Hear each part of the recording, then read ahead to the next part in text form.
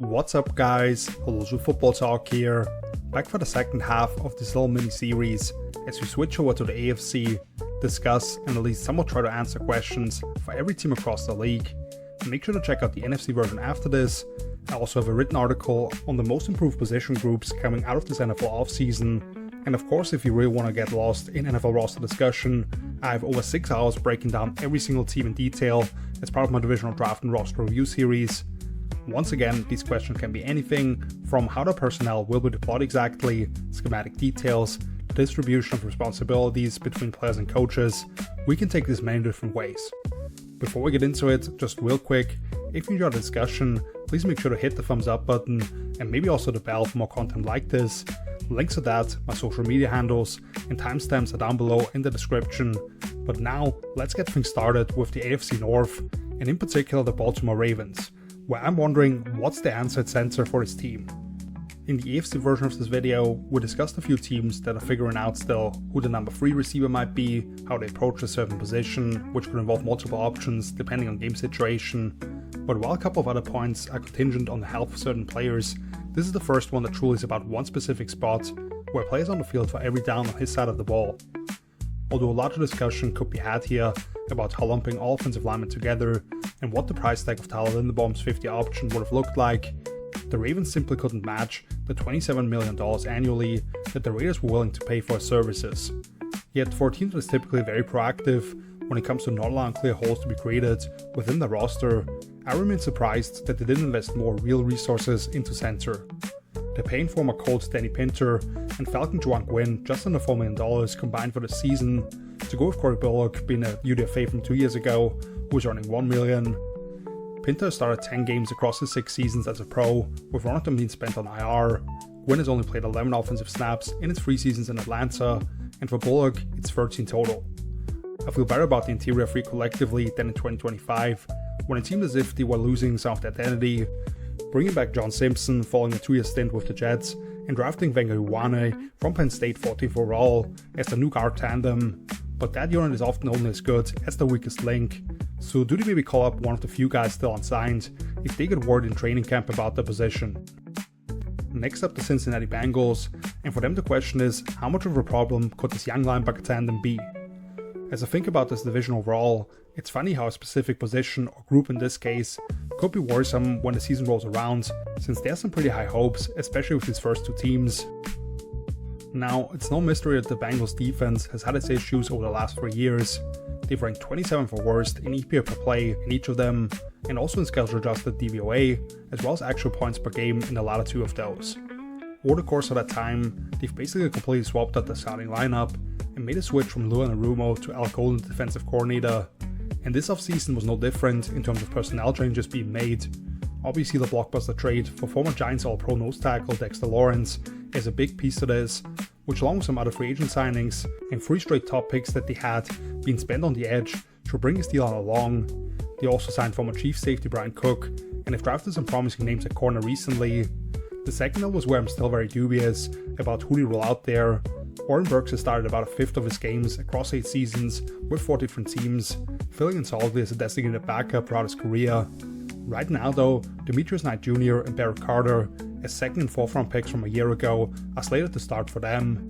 Those were promising prospects in different ways, and could complement each other fairly well going forward, but both of them had some rough moments as rookies, with overall PFF grades right around 40 each, and betting on such limited experience at a position that relies so heavily on seeing and reacting in a split second, that is risky.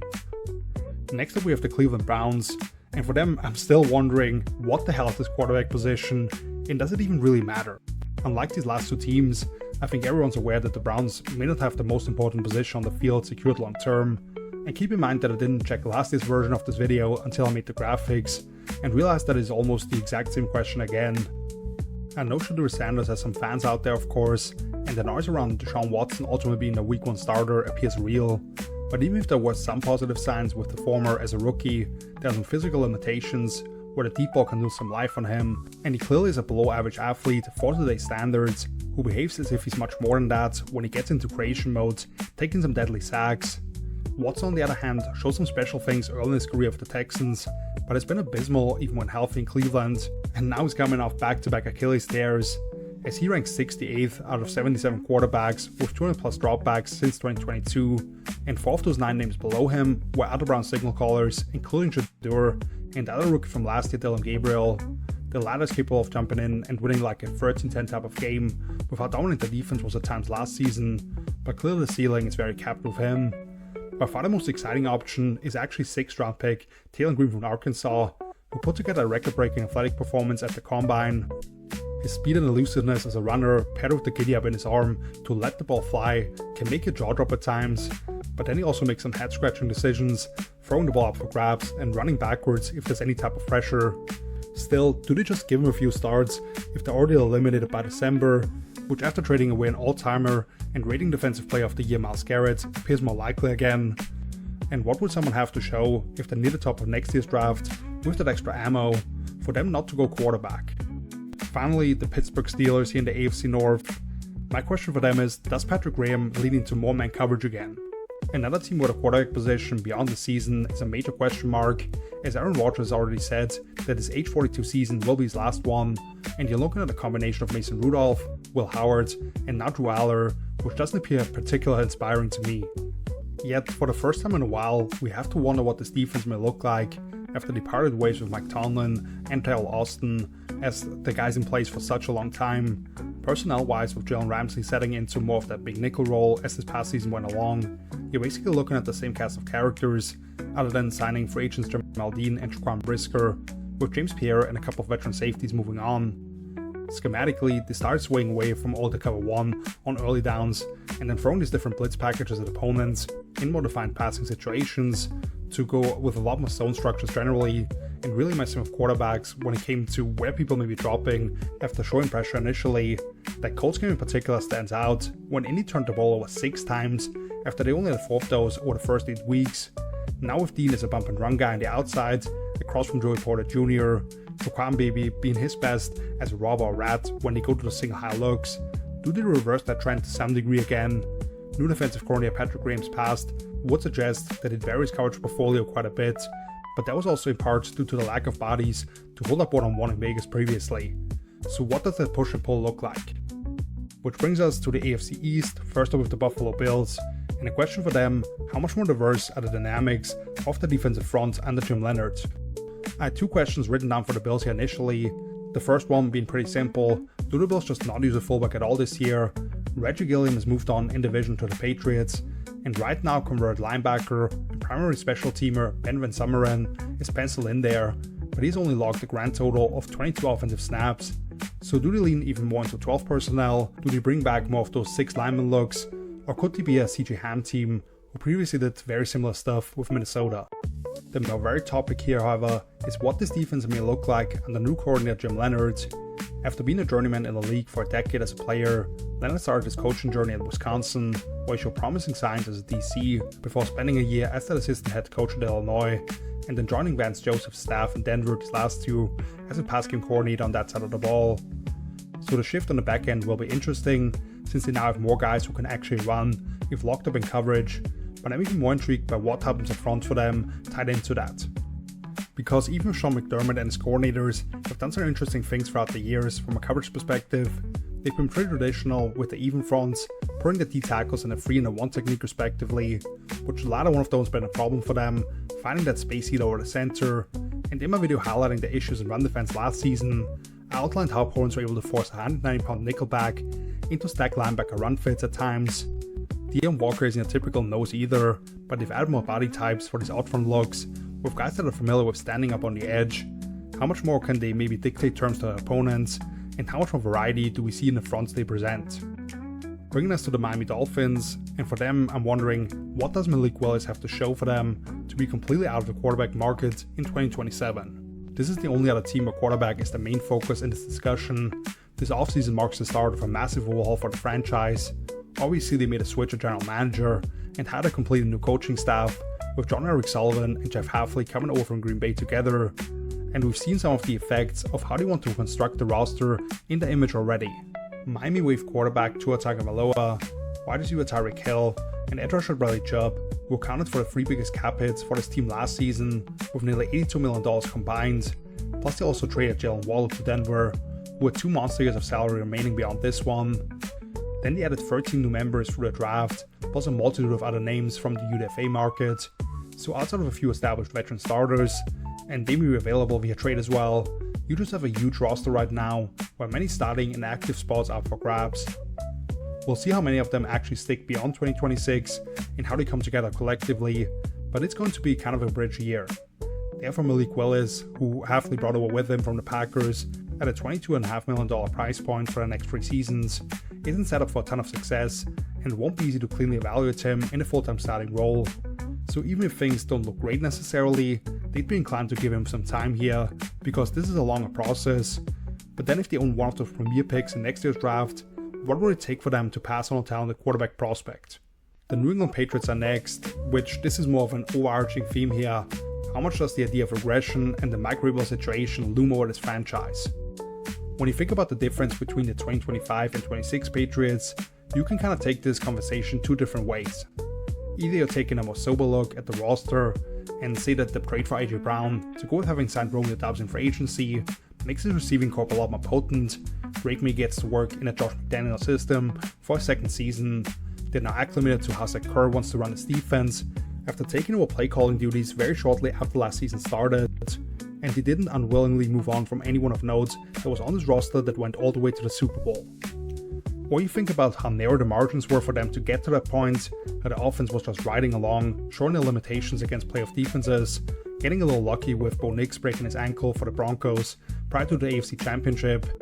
And even if the whole schedule talk is being overblown, they're at least facing a tougher slate of opponents on paper this upcoming year. Then you sprinkle on top of that how weird the conversations about this team have been all offseason, with the Mike Vrabel Diana Rossini drama, the head coach missing day 3 of the draft, and just how the organization has handled this. Not that it necessarily affects the players on the field, but the trickle-down effects this might have if there is potentially some kind of investigation happening from the league that could linger around. It's just not optimal for a team that many said had a horse show up the ass, although maybe that acts as that extra bit of motivation. We'll see. And lastly, the New York Jets, where I'm wondering which position groups will they lean into offensively. It's no mystery that there's a massive gap between the Patriots and Bills to the other 2 teams in the AFC East. Nobody's expecting the Jets to even really be in playoff contention this season for kind of a lame duck coach in Aaron Glenn, under which they continue to regress before he consequently fired his entire staff. Yet unlike the Dolphins, a lot of what they did this offseason was in service of being at least competitive, with the return of Geno Smith acting as more of a 1-year fix, before they can use the massive draft capital to secure the quarterback of the future in next year's draft hopefully. So while Glenn should be judged more so on defensive improvements, now that he's had a full year to construct it in his vision, how Frank Reich tries to at least make them a competent offense will be equally important. Although I saw some concerning tendencies out of Geno last season in Vegas, I do believe he now has a significantly better O-line in front of him, and thanks to what they did in the draft, there are more receiving options to feed the ball to. The latter 2 of the 3 first-round picks, Oregon's Kenan Sadiq becomes the table, who brings a real seam-stretching quality to the table, while Indiana's Omar Cooper Jr.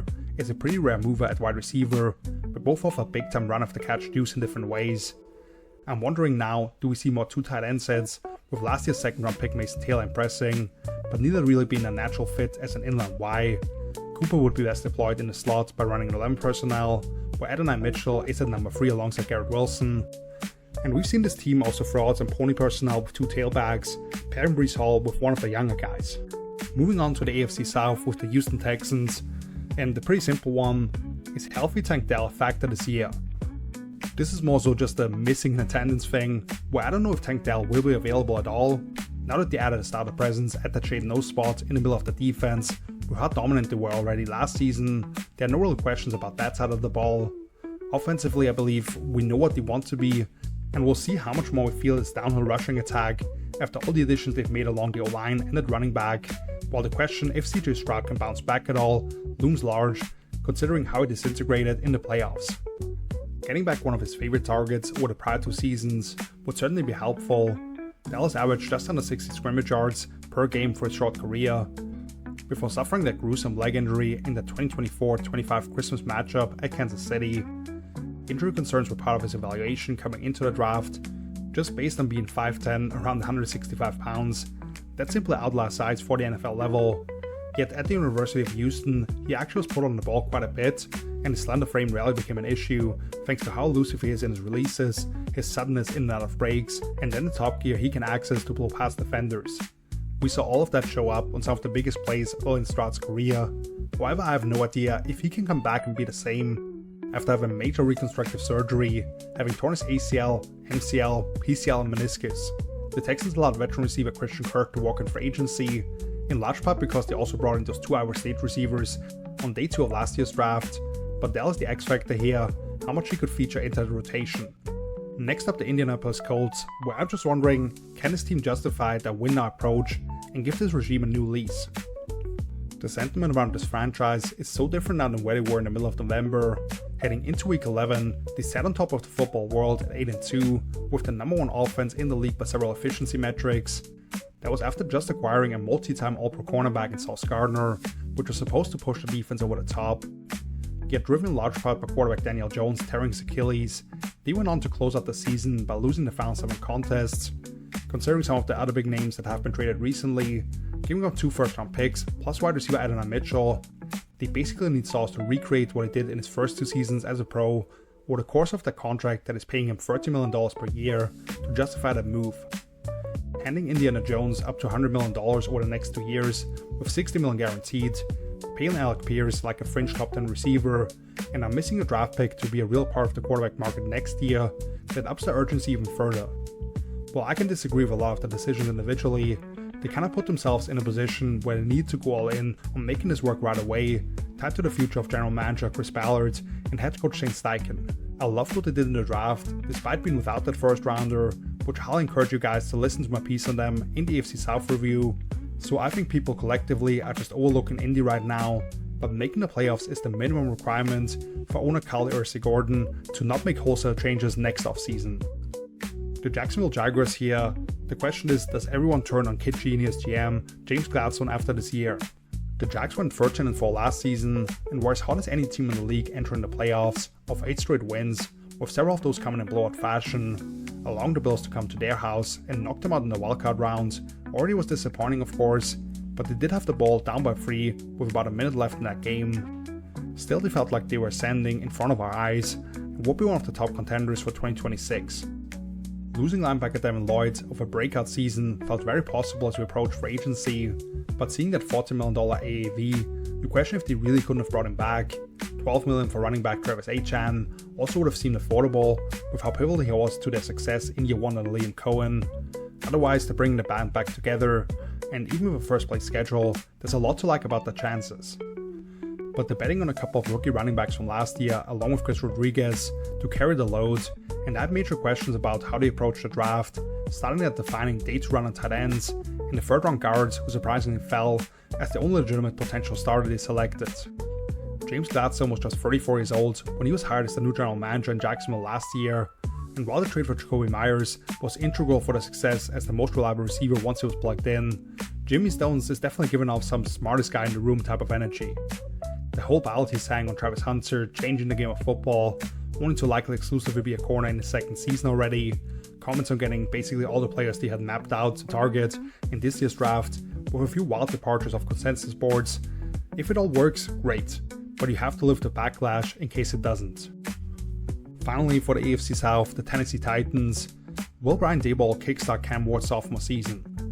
How quickly forget about how we felt about Ward coming out of Miami last year, following a rookie season that included some mind-boggling mistakes early on, before most people probably stopped paying attention, and he quietly put some really good stuff on tape from that point forward. That was after firing Brian Callahan following a 1-5 start, during which they were considered the worst team in the entire league, and the head coach supposedly not being aware of basic sideline rules, as one of several alarming comments he made in post-game interviews. Hiring Robert Saleh to run the show, and assembling the staff of primarily ball coaches, please go through it if you have a chance for a good laugh. You hope that this group is a lot more competent overall. That includes Brian Daboll, who a few years ago was still considered one of the premier offensive designers and play callers, helping Josh Allen reach superstar status, and taking the Giants to a road playoff win, with an offense that was held together by bubblegum and paper clips outside of Saquon Barkley. Although you raise your eyebrows at the way that he handled Jackson Dart last season, where he seemed more worried about his job security than the health of his rookie quarterback, running him into the wall late in games and personally visiting the blue tent, pretty clearly he's shown that he can elevate young players at their position and what's around them. Last year's Tennessee offense was extremely basic and included very few easy buttons. The question is, are the pass protection and receiving options around him good enough to support that? Even if Austin Schlottman proves to be a slight upgrade over Cushenberry at center, you're bound to downgrade from veteran guard Kevin Zeitler if you don't eventually bring him back, while the other three starters remain the same. I didn't love the cost of Wandale Robinson or Connell Tate as the 4th overall pick in the draft, but clearly they're committed to giving Cam more reliable pass catchers, so even if they may need to mask some things protection-wise, I do believe Daboll could help a very talented young signal caller take a big jump. Which brings us to the final division of this exercise, the AFC West, first up with the Denver Broncos, where the question is, can Jalen Waddle lift the ceiling of an otherwise basically identical roster? If you go through all the roster additions and departures for each of these 32 teams, it's funny how when you get to the Broncos, they're basically the exact same group as last year, other than defensive lineman John Franklin Myers and linebacker Drake Greenlaw moving on for agency. Based on not getting involved in the draft until the top of round 3, you wouldn't expect any members of that class to instantly become major contributors for a team that just hosted the AFC Championship and had a great chance of winning it all if they had the starting quarterback Bo Nix available, even if you can argue that the conference overall was watered down. Former University of Washington running back Jonah Coleman might be a little an exception if/when J.K. Dobbins almost inevitably gets banged up yet again. Sean Payton handing over play calling duties offensively to Davis Webb will be an interesting thing to track, and for as excellent as the defense has been under Vance Joseph, there's always more variance year to year on that side of the ball. So this is a bet on them being primed to go all the way, when you now add in a dynamic weapon like Jalen Waddle, who they acquired from Miami for basically a 1st and a 3rd round pick, even with some of the ups and downs for the Dolphins offense, including when fringe rosterable quarterbacks had to step in. Waddle has averaged well over 2 yards per route run for his career, and has shown that he can function at a high level, being used in different ways. You can pretty easily envision his fit within what the Denver offense has looked like, where he has to be taken seriously as that seam run on dagger, can rip off explosive on those high crossers, and just as more reliable as a deep threat, including winning through contact, than Marvin Mims or Troy Franklin. They ranked 15th in both EP per play and DVO last year. Ken Waddle's presence helped them break into the top 10, which if the defense can have similar success again, would have them in the mix for the top of the AFC once more. Next up, the Kansas City Chiefs. Do we see somewhat of a fundamental shift on both sides of the ball for them? Speaking of the team that had been the class of the West for the last decade otherwise, it took everyone really until Patrick Mahomes tore his ACL in week 15 to accept the reality that they simply aren't going to find a way back to the playoffs. Now that certainly was a result of the pendulum swinging the complete opposite direction following one of the all-time seasons when it came to winning these one-score games, to coming out on top just once in the 7 chances that they had this time around. Nonetheless, it felt like things had kind of run stale for the offense, and that they simply were missing some horses on defense. Bringing back Eric Bieniemy to hopefully add some juice as the OC again, and even with trading cornerback Trent McDuffie to the Rams, they put together a defense-heavy draft with names that should be immediate contributors. Offensively, the biggest difference should be what Super Bowl MVP Kenneth Walker at running back adds, on top of what's being blocked for him. Kareem Hunt has been a quality innings eater for them for years, but they've simply lacked explosives and individual creation from the position. Walker's 70 missed tackles forced across 252 total touches, ranked behind only the league's lead in scrimmage yards, Bijan Robinson, for the top rate among running backs. How much more do they lean into him as the focal point of the offense, especially with Mahomes coming back from injury, and how do they construct the pass game off that? Meanwhile, signing former Bear and Patriots Khari Stronger as a legit nose tackle could be a quality meaningful addition, as we might see Spags adopt some more odd fronts in the base, and with the trio of corners they're likely putting out there, do they primarily stick in nickel personnel and rely more on challenging receivers at the line again. Which brings us to the Las Vegas Raiders, where I'm wondering how much more stable can his offensive line be. When I, among others, projected the Raiders to be a competitive team prior to this past season, Geno Smith brings stability to the quarterback position, and some of the young linemen taking the next step collectively were core principles in how this could come together. Unfortunately, neither happened, as the veteran signal caller's worst tendencies were highlighted by the pocket crumbling around him, the worst run game in the league, and limited receiving options, especially when Brock Bowers was banged up or out altogether. While he absolutely compounded some of the issues that they had by hanging onto the ball and putting it in harm's way, there were constant misassignments up front, while guys like DJ Glaze, Dylan Parham, and even Jackson Powers-Johnson regressed to a certain degree, as Geno was one of 3 quarterbacks to be pressured on at least 40% of his dropbacks, and he had an NFL worst 25% stuff rate on runs. JPJ will remain at right guard is my expectation, but they reset the center market when they handed former Ravens Pro Bowler Tyler Linderbaum a 3-year, $81 million contract, and they hope a competition between former 49er Spencer Burford and third-round pick Dre Zoon equals better results as that third link on the interior. Additionally, while they exclusively line up at left tackle at William & Mary, Charles Grant was a highly impressive talent at the end of day 2 in last year's draft, who now had a full year to get accustomed to NFL life. How they actually figure out those two spots, and if they can stabilize the operation, will be huge for them. And how much does that affect how early they might be comfortable with putting the number 1 overall pick Fernando Mendoza out there? Last but not least, the Los Angeles Chargers, and my question for them is, can Mike McDaniel set up Justin Herbert to go supernova? This is a team I'm quite bullish on this season. There are clearly open questions around them. I'm not sure how much more confident I'm right away about this interior line that was barely functional last season, but just swapping out all the pieces, what if I should feel any better about the receiving corps with a sub 170 pound guy in Brandon Thompson basically being the replacement for Keenan Allen? Maybe more importantly, what should we expect from Chris O'Leary as the new DC, coming over from Western Michigan to replace Jesse Minter, who took over the head coaching gig in Baltimore? But I can't wait to see Herbert and McDaniel get out together week 1 and how dynamic that unit could be. With a couple of additions to the tight end room via the AFC North, and Keaton Mitchell offering that explosive element, McDaniel got out of Devon Achane in Miami to pair with Aaron Hampton, coming off a promising yet injury-marked rookie season. Plus he brought over a more traditionally built fullback in Alec Ingold, who can also line up on the hip of tackles and take on a variety of movement blocks. So we shouldn't feel that same separation between these super heavy groupings or de facto 10 personnel sets as previously, with Ronnie Gadsden operating as basically a detached receiver. Be more malleable in the formations they present, mirroring the run and pass game, McDaniel historically having been ahead of the curve with all these different motions he packages to create leverage advantages and spacing issues for the defense, and maybe above all else, limiting the exposure to longer developing pure dropbacks should do wonders for Herbo. The internet went up in flames when Sam Monson voted for him as MVP last season, for as much as he carried that offense beyond what the numbers might tell you, including being pressured at a league high rate, but Justin might just end up being a pick this year. But that's gonna do it for the second half of a little 2-part series. Thank you so much for watching. If you enjoyed this video, please make sure to leave a like and hit the bell if you're interested in more stuff from me. As always, you can find all of my content at HelloSoFootballtalk.com, which the link to that and my social media handles are down below in the video description.